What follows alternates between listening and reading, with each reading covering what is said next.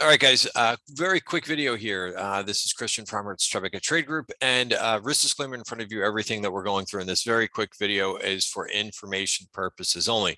So just wanted to talk about the value areas and how you can use them to kind of, map out your trade.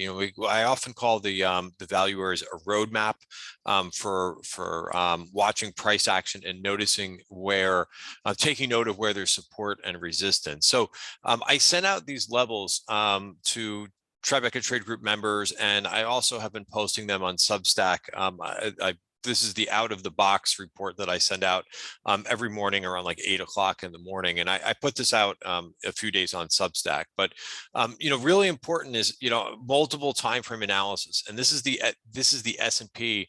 And what we're looking at is the 1 hour chart, which will show us some really short-term levels to keep an eye on. And this is what this looked like this morning.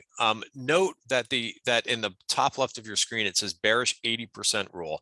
Well, what is that? Well, of course, what we're using here is the value area, and this value area is based on all of last week's price and volume activity. And that gives us a really good significant resistance support level to monitor. And when we start a period either above or below the value area, in this case, we started the week above value and broke into the value area.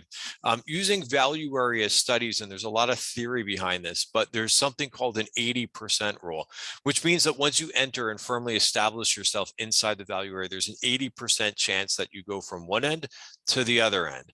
And so again, it's not 100%.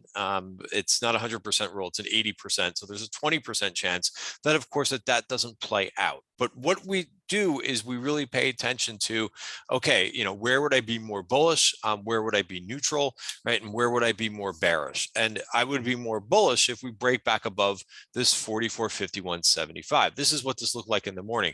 Notice that I also noted the 200 period moving average, which can also act as support, right? If we zoom out here a little bit on this 1 hour chart, notice that a couple of weeks ago, this also triggered the 80% rule, and the market was strong enough that it didn't fulfill a full 80% rule.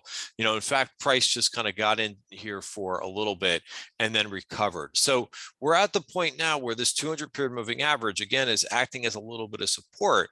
But if it doesn't hold, what I would be looking for is for this full 80% rule to take place, right? And I might actually look to kind of put a short on as protection in my portfolio, which is more geared towards longs right now, in case we do see a full move out here. So I'm kind of watching, and if we lose this, now would be the time for me to kind of put on a short trade to try to exploit this 80% rule in the S&P futures. And that could be done via options, or it could be done versus SPY or leverage short SPY, however you want to play that rule out. And where this rule would negate or reverse the rule would be if we move back above this 44.51. But this is a key area, because you could see the 200 period moving average on this 1 hour chart for the short term, can often act as a little bit of support and possibly a bump, and again, you could just look back a couple of weeks for that.